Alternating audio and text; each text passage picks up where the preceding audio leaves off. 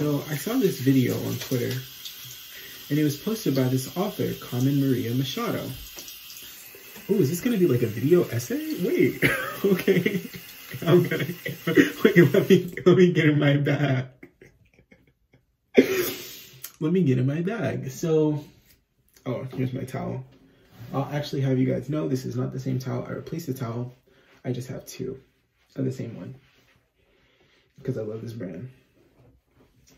But yeah, so there's this author. Her name is Carmen Maria Machado, and she is, I don't know if she's super well known in everyday life. I don't think she's like a household name. Like, she's not like, you know, some authors, she's not like, you know, like a J.K. Rowling or something. You know, everybody knows who she is.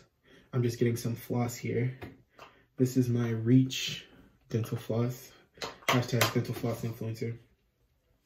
She's not like super famous, but I feel like if you're a person who keeps up with new books that are getting published, which I'm really not, but I follow a writer on Twitter, so I guess I kind of am. If you're like a person who reads contemporary books that are coming out, you know who Carmen Maria Machado is. So she published this book. She published this book called Into the Dream House. And Into the Dream House is about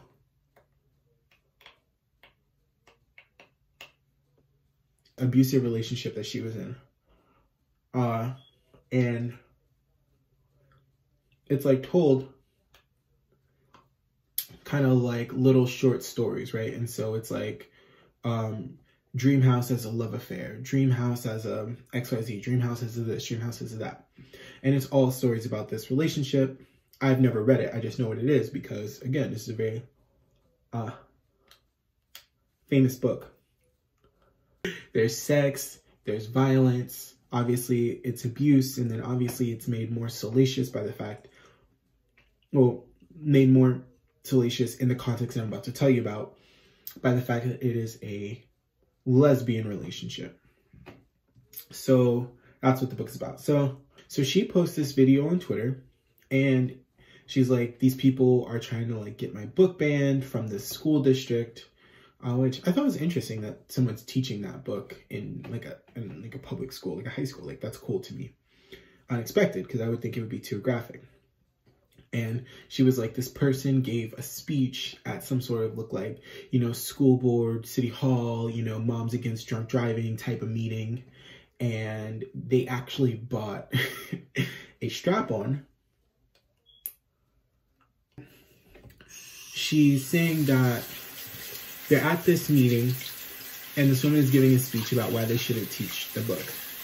And the woman actually, in the book, there's a passage where Carmen Maria Machado talks about her girlfriend using a strap-on on her and how it's different from having a sex with a man.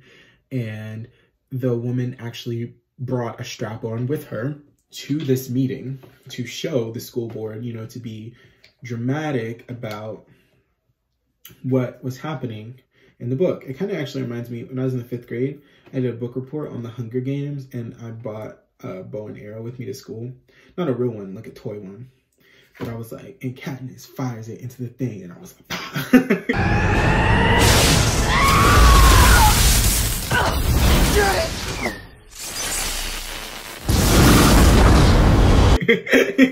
that was so dramatic for no reason. I felt like Nicki Minaj when she's like on the Today Show.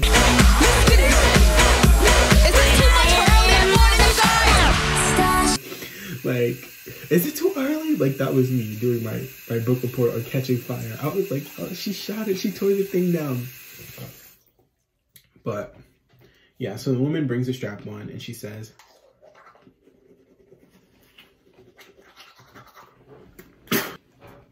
y'all, when I brush my teeth, that is not a game. And again, this is not a review of the book. I have never read the book. I just know what it's about, and I've heard a lot about it because it's very popular amongst the crowd I run in. So the woman is saying, like, you know, this is having graphic sex scenes in it, which it does. It talks about, you know, domestic violence, which it does. And I'll include the video. Actually, I'll include the whole thing. Why not? Okay, so this is the video right here. Thank you for taking my testimony today. If you have children under 18 years of age, you may want them to leave the room. I will be doing a book review from a 12th grade selection for LISD called In the Dream House. If you haven't read the book, it's a very detailed memoir of the author's relationship with a controlling, violent, and same-sex partner. Before I begin, I would like to mention the false dichotomy that seems pervasive. No one is asking to ban books. We are asking for age-appropriate reading material that advances independent thought and critical thinking. This is a chapter, this is from the chapter Dream House's romance novel. A week after you get back from Savannah, you are fucking on your bed and you come and she says, "I love you." You are both sweaty. The silicone strap-on is still in your body. When dating men, you always loved feeling a cock soften inside you afterwards. Now you pant on her chest and slide off, and it springs back to where it was, slick and erect, but spent just the same. The next is from the chapter Dream House is Erotica. And just because you can buy everything on Amazon, this is what we're asking our children to read. It's a strap-on dildo. She shaves her cunt smooth, and it glows like the inside of a conch shell. She loves wearing a harness. You suck her off that way, and she comes like it's real, bucking and lifting off the mattress. A Harvard professor of comparative literature says that discussing the more erotic translation of the 1001 Arabian Nights can be difficult to discuss in mixed company. I can't imagine discussing dildos, cocks, and cunts in a class at high school. Netflix uses maturity ratings and classifications so that viewers can, and I quote, "make informed viewing choices for you and your family. Parents in LISD deserve no less." In the Dream House is so explicit that introducing it to minors probably constitutes child abuse under Texas law, putting a lot of us in the position of reporting to Child Protective Services. This book, along with Lolita, that is currently being taught to an 8th grade class, could definitely be considered grooming. If you haven't read Lolita, just know that Jeffrey Epstein named his private airplane the Lolita Express. I ask, please revisit the book review process to ensure all voices are heard. Review the criteria for what is an acceptable book. Awards are a meaningless criteria. Provide accurate, thorough descriptions of the books to parents. Permission slips should be given to parents so they can opt out or opt in at books, thus allowing book choices that align with each family's values. Yeah, so she says that it's tantamount to like child abuse to make a kid read this because it is so graphic, and that having an adult ask a child to read this book is almost like grooming because it's exposing to them to these graphic sexual concepts or ideas or whatever. And so Carmen tweets this video and she's like, they're trying to get my book banned, and like she's calling it child abuse, and this is crazy. And so when I watched it, initially I was like,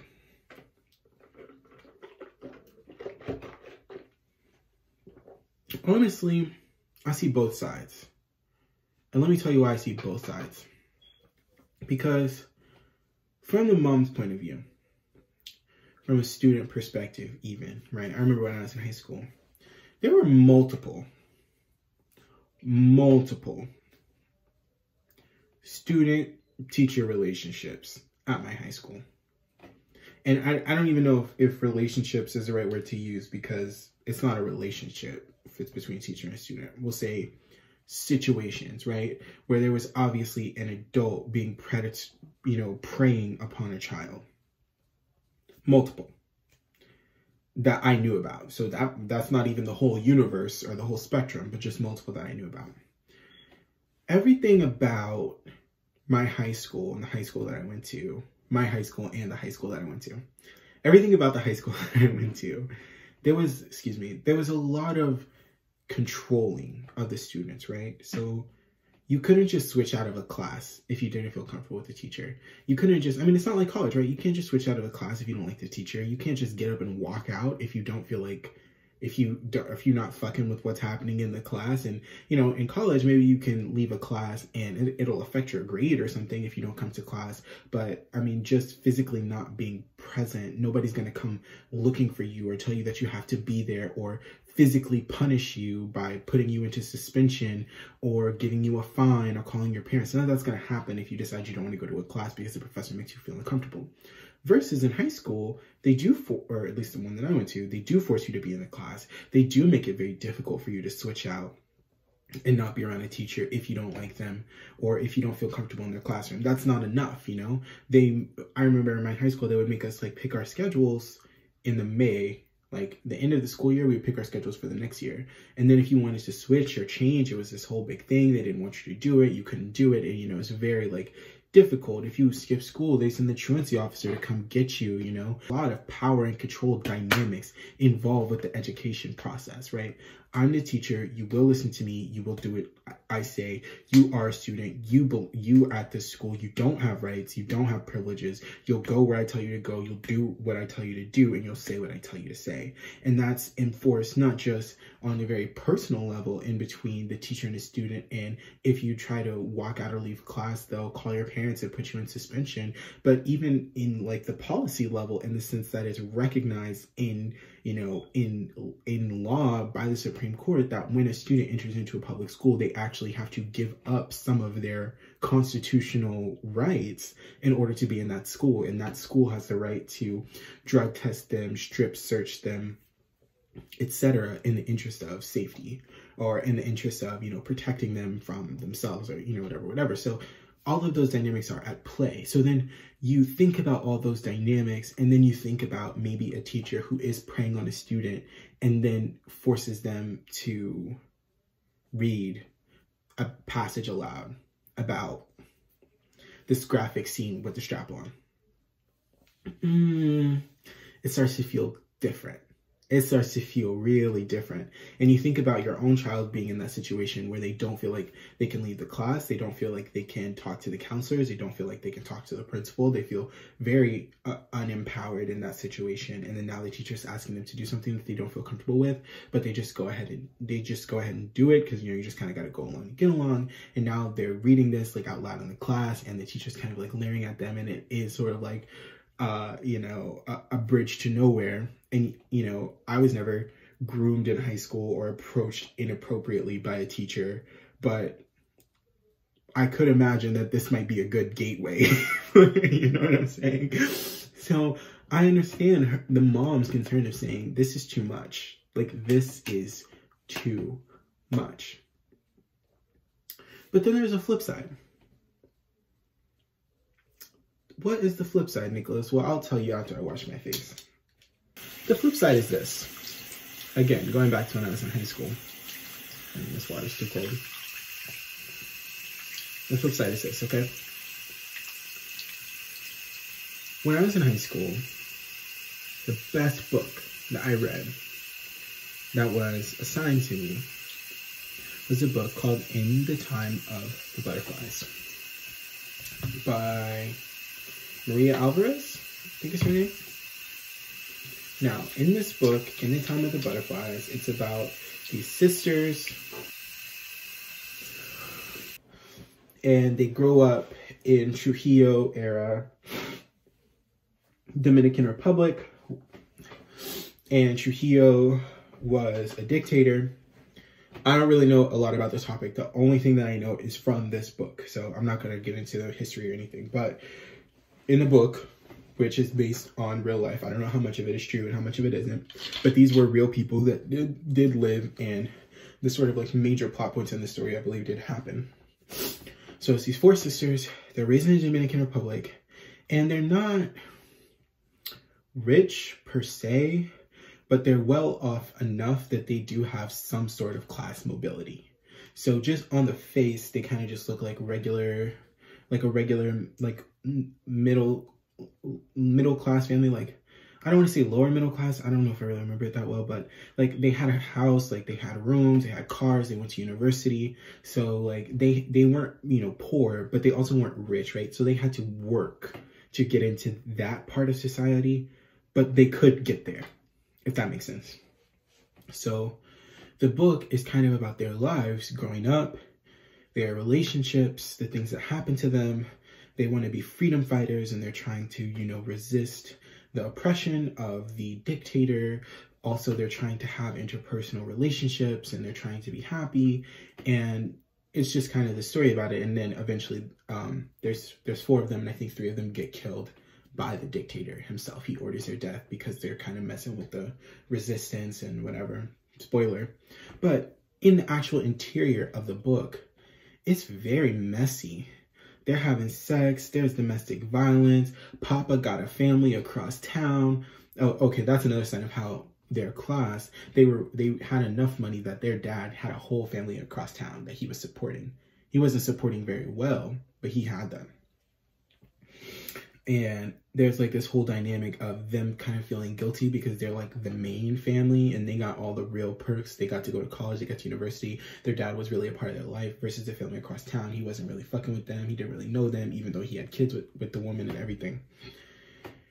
And I loved this book. And it was very graphic. You know, they was fucking, they was pimp slapping. I mean, they were doing the whole thing. And they were even killing, you know. And I remember I thought, wow, I can't believe my teacher assigned this book. This book is amazing. I love this book. I'm so happy that she assigned this. This is edgy. This is sexy. This is when I'm a junior in high school. So maybe I'm 16, 17. I was like, this is amazing. And I can't believe how great it is. Can't wait to get to school and talk about it more with the other people that read it in my class and also my teacher. So we get to school and it's literally like on the first day, we're in English class and we're like, dang bro, like, did you read this book? Ooh, when he pimp slapped the fuck out of her. Ooh, when they were fucking in the so-and-so. Ooh, when this happened and oh my God, when they died and all this stuff. And my teacher is like, I don't remember the situation that well. I'm just filling in the blanks in my mind, but I remember. The teacher was like, what are you guys talking about?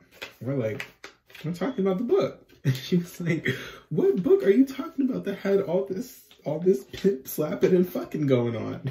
and what do you mean they had the family across town? He was like, what do you mean? What do we mean? It's in the book. Y'all, she hadn't read the book. She had no idea. She had not read the book. I loved this English teacher. She had not read the book. She just read the synopsis and thought it sounded good and wanted to kind of, you know, just assign something a little bit fresh and new, kind of off the beaten path. And that year, she had also assigned The House on Mango Street. I think that's also supposed to be like a Latin American type book. I think that also has a Latin American author.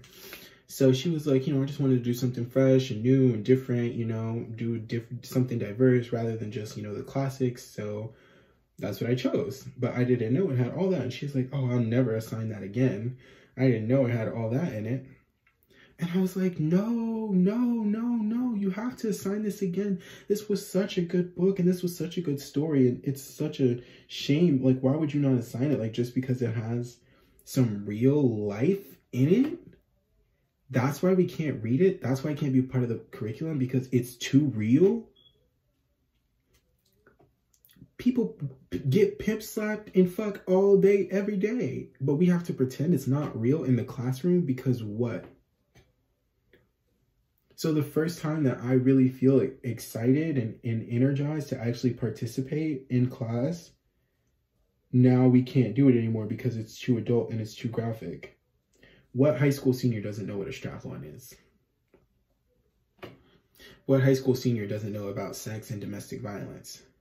And if they don't, isn't the bigger problem that they don't know that those things exist when they're real? And isn't that what's going to get them into dangerous situations when they can't clearly see the signs that someone's abusing and manipulating them? Why is ignorance the same thing as innocence? No. That doesn't make any sense. So just because it's possible that someone might abuse information or make children feel uncomfortable, we can't talk about what's really real and what's really going on. When before In the Dream House ever came out, teachers was fucking and grooming students. No. No, ma'am. I'm sorry. No, I can't. I see where you're coming from, but also too, like, you've missed the plot. The book is not about that. You're clinging to that because you don't want to deal with what the book is actually about. And what the book is actually about is her being in this abusive relationship and figuring out, how she got into it, how she's going to deal with those emotions, and how she's going to get out. It's a very important story. Much more important and relatable to the students of today than Julius Caesar. Much more. Why do we have to pretend that reality doesn't exist? And you've chosen this thing to cling to when, if you really start interrogating the public education system, you'll see that there's much bigger problems than whether or not they're going to read In the Dream House in your kid's 11th grade English class or 12th grade or whatever. Like, really? This is the thing you're clinging to? So the gay sex is too much, but the total erasing of Black and Native American history is still on the table? No, you're nuts. You are nuts. And the fact that you ordered your strap-on off Amazon just shows how nuts you are, because you can't even rely really on your argument of what you're saying. You have to use different props for shock factor. So now, lady, you got to get the fuck. And honestly, everybody has to get the fuck. Because we need to read about things that really happen. We need to read about people's lives that really happen. We need to know really the truth of what's going on. And especially people that are about to go to college and go out into the world. There's so many things that would be nice to know. Like, yeah, this is what an abusive lesbian relationship looks like. If you're a lesbian, you might want to read this book. Or even if you're not, you might want to read this book to know, like, this is manipulation. This is abuse. Don't be surprised, bro. And I think it's like, what is the purpose? It comes down to this question of what is the purpose of education? Is the purpose of education to prepare students for life? What is the purpose of a public education, I should say? Well, I think we see now today, it's more like, people just need a babysitter, right? So you can't go to work if your kids are at home. You have to deal with the reality of your dysfunctional family unit. But I think in theory, the purpose of education is supposed to be to prepare, the teacher is supposed to prepare the student for something that's going to come. So like in a technical situation, like medical school, for example, the purpose of medical school is to prepare the doctor to treat patients in practice. What is the purpose of a 12th grade English class? The purpose of the 12th grade English class is to what? Like expose students to different ideas and concepts and experiences so that they can learn to critically analyze literature, to see new stories and diverse new perspectives that are not present to them and wherever it is that they live, whether it's that city in Texas or Nebraska or New York or London or Paris, whatever. That's the purpose. So how come we can't accomplish that purpose? Because it makes you uncomfortable. It makes you as a parent uncomfortable. But what about your child and what they need to know? Is the purpose to educate them, or is the purpose to indoctrinate them? Maybe those two things are the same. I don't know. I'm just kind of waxing here. You know what I'm saying? So I was just thinking about it. I think we should let teachers teach. That's just my opinion. But, I mean, hey, not every teacher is a good teacher, so maybe we shouldn't just let teachers teach. I had some bad teachers in my day. I had some bad teachers. I had some bad counselors. I remember just one counselor in my school, and I just thought he was the worst. I just thought he was good for nothing. Then years later, I graduated, and he ended up getting fired. These people are just really fucking stupid. He ended up getting fired because he made a TikTok about a student basically saying she was too stupid to go to medical school. What kind of school counselor would make a TikTok about a student saying they're too stupid to be in medical school? Like, that's just mean. Like, that's such a mean thing to do. And I mean, there's people like that worked in my high school, so it's like everybody's not a genius. So, you know, maybe we shouldn't just let teachers teach. You know, people should intervene. But then on the other side too, it's like, you know, students should have access, I think, to lots of things. People should be able to teach lessons that they want to teach. Students should read pieces of contemporary media that feel relevant to them rather than just recycling the same text over and over. Students should read different and new stuff. People write books every day. Like, new books come out every single week. So why should some books get taught over and over and over and over and over again because they're deemed safe, while other books that are more relevant and more interesting to the students get passed over? What's the purpose of that? There is no purpose, because they don't care about their child's, you know, ability to breathe in the contemporary literature canon. They just care that they're not being exposed to things that they don't feel comfortable with. Okay, well, why don't you feel comfortable with it? Okay, because you're racist, homophobic, whatever. But that's you. Why are you then trying to police your child's teacher when they're trying to expose them to something different, which is real? People are gay. People use strap-ons. People get in domestic violence relationship. People have families across town. People get killed by dictators. People get pimp slapped. Those things happen. It's reality. And there's a difference between glorifying something, promoting something, and also, too, just using our collective mediums as humans, you know, books, films, poems, music, art, to actually capture the reality of life. Just because you find something untenable doesn't mean that it doesn't exist. And a lot of people were kind of talking about this on this topic. A lot of people were talking about this with that show with, I think it was Kate Mara, that came out on Hulu called The Teacher. People were saying they need to stop making shows about this because this is messed up. And it's like, no, that's why they need to make a show about it, because it's messed up. And it happens. It happened to people I know.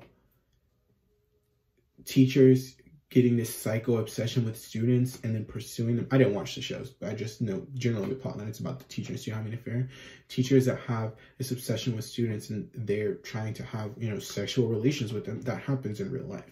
So the show isn't glorifying it, but it's true. So why should we pretend that it's not happening? So a child or even a parent never sees anything about it. They don't know until it's their kid in that situation. They have no idea, you know? And it's not that everything in media is supposed to be like training wheels. Oh, here's how to deal with XYZ situation in your life. But, you know, we can't just pretend like things are not real and true because they make us uncomfortable when some pieces of media are meant to be that and to do that. The purpose is not for you to sit down and enjoy them. The purpose is for you to watch them, think about them, ask yourself questions, ask people you know questions, have a dialogue about it, have discourse about it, and what does it mean, and why is it happening, and what part of this movie or this film or this book is actually true to life. Okay, so yeah, it is a movie, it's dramatized, or a TV show, whatever, it's dramatized, they're raising the stakes, they're adding in this, and this to make it so that it fits, you know, in a 3-act structure in 90 minutes, but there's some seeds and parts and themes and questions of true, and there's some references to real events and everything like that that are supposed to make you take a deep pause and reflect. Okay. It's the same thing with books. It's the same thing with Carmen Maria Machano's In the Dream House. It's the same thing. So why do we then say, well, this is not appropriate for my child to think? It's not appropriate for a child to think. It's not appropriate for a child to think. because they can't, I mean, and child is, I mean, a strong word to use for somebody who's like 17, 18, but still, you know, it's not appropriate for your son or daughter to think about things critically or be exposed to something they've never been exposed to and then have to deal with their feelings about that. That's crazy. To me, that's crazy. I just think that so much, and particularly, I'm from Texas, so when I first heard the woman's speech, it made so much sense to me. And the way that she spoke about it, it made so much sense to me. I mean, nothing about that video immediately gave me a red flag like it might give someone else who wasn't socialized in this environment. I don't know if that's a bad thing. I didn't think it was necessarily a bad thing, but nothing about her speech really made me, like, gave me pause. Only upon reflection, I just decided that she was wrong, because I feel like the counter argument is so much greater. But I think the problem, like, oh man, I just lost my train of thought. Where did the train of thought go when you lose it? What the fuck was I saying? Okay, I guess I just lost that. So I'll just say, like, immediately when I heard her speech, I didn't immediately think there was nothing wrong. But as I thought more and I observed the counter arguments, I just decided that she was wrong. Students or teachers should be able to teach their material. Students should be able to discuss it and have thoughts about it, because it's real life. Like, you may think it's perverted to have a woman having sex with another woman in a strap-on, but it doesn't matter that you think it's perverted. It happens. It's real and it's easy. Like, just like how this woman ordered a strap-on off Amazon. Having that type of sex is so common that you could get your strap-on on Amazon Prime. Like, that's the truth. So why you want to keep your children from having the truth and then being able to go through that process of thinking, reflecting, and being critical about it? And why you cling to that when the novel's not even about that? I mean, and that's a whole other thing of, like, you're making this book about sex. Well, the book is not about sex. The book is about their relationship, and sex is a part of it. Sex is a part of most adult romantic relationships. I don't like that. Oh, I remember what I was gonna say. I was gonna say this. So as I'm listening to her speech, I'm not agreeing, but I'm understanding. I think when it comes to sex education, particularly in the South, that's just because that's where I'm from. I don't know about where you're from, but people have this idea that if I just don't talk about sex, and it's not even so, I mean, I don't even know if it's abstinence education, because it wasn't abstinence. We had some sex education inside of my public school in Pipeline. I went to public school my whole life. But people, I don't know if it's a parents thing, it's a religion thing. I don't really have the words to describe it. I'm not a sociologist. I'm just talking. People think that sex and the desire for sex is something that's given to us, right? So the society at large, the media, our parents, whoever raises us, our social environment, that sex is given. But in reality, the desire for sex is, like, biological. It comes from the inside. So you want to have sex with that man or that woman or that non-binary person. You want to have sex with them in the ways that you want to have sex with them, at the amounts and times and intervals that you want to have sex with them, because of you, not because of that, right? So you can hide all the books about sex, you can put on all the parental controls, you can do X, Y, Z, you could do X, Y, and Z, but eventually that person is probably going to have sex, because the desire for sex is internal. So by merely hiding away any sort of media or materials that reference sex, or editing out of your conversation and not using the word, vagina or penis or gay or lesbian or bisexual or strap-on or dildo, or, by sort of like redacting all of those concepts, you don't actually redact them, because they come from the inside out, not the outside in. You see what I'm saying? And that's what I think at the fundamental root, when I'm getting down to the root, that's what I really disagree with the woman who's saying that they should ban the book. Because the reason she's saying that they should ban it is because it's going to expose children to these lewd concepts. And before you know it, all the girls in the 12th grade are going to be fucking each other with strap-ons. When then the reality is that they're doing it anyway. They're doing it anyway. I don't know if I want to say that. I don't want to say that they're doing it anyway. But the reality is that, you know, the 12th grader is going to go to college and she's going to meet, you know, some older girl. And if she's a lesbian, like, she might have sex with her and she might have a strap-on, and, you know, that'll just be fine. That'll just be okay. But when you add the secrecy, you also add the shame. When you add the shame, you add the guilt. When you add the guilt, you get the dysfunction. Like, you know, all these negative feelings, bad decision makings, and secret keeping and everything like that all stems from this idea that sex has to be kept a secret, or else, you know, someone else is going to catch it like a virus. You know, the kids are going to catch it like a virus from Carmen's book. You know, they're going to catch the lesbian. But it's like, no, you don't. It's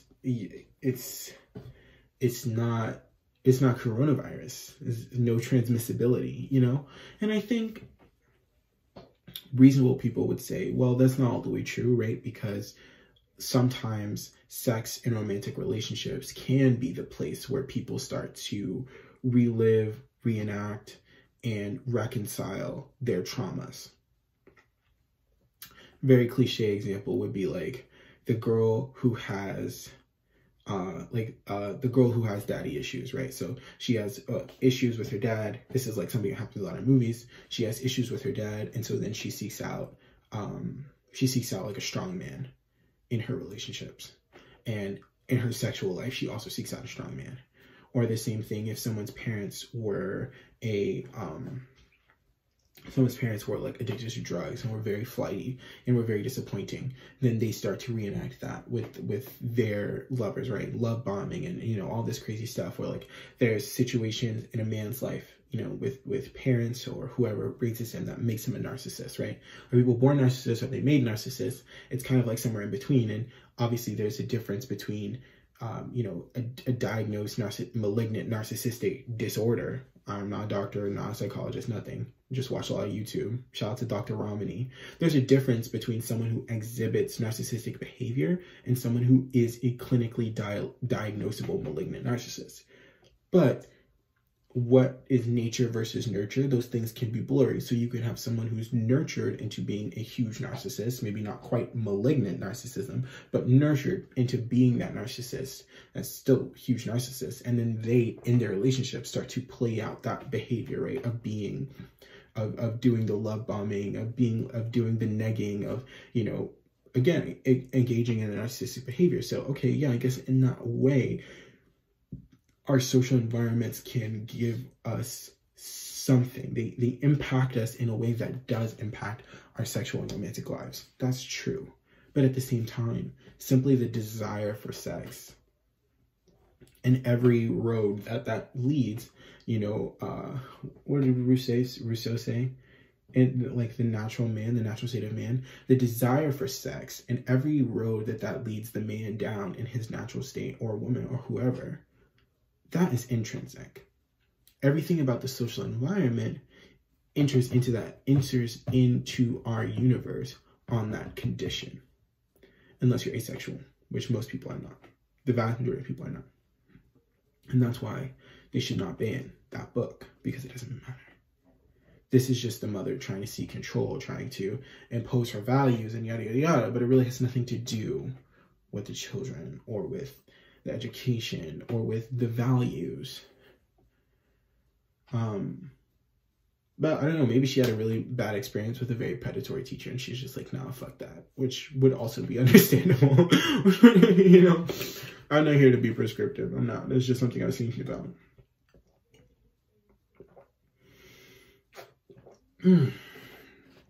All right, you guys. Well, I'm gonna go lay down. This face mask is honestly almost dried off. What time is it? How long? I feel like I've been talking for a long time.